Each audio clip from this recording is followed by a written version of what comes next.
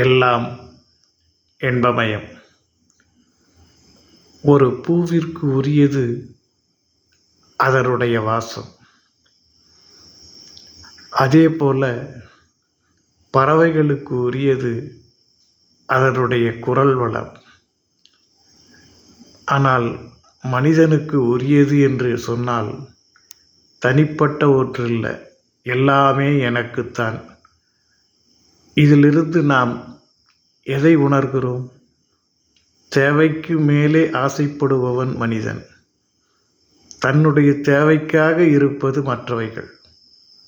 உலகத்திலே நாம் ஆசையை வளர்த்து கொண்டால் அதனால் நமக்கு நன்மை வருமா தீமை வருமா என்றால் நிறைய அனுபவத்திலே தெரிந்தது பாதகம்தான் வரும்.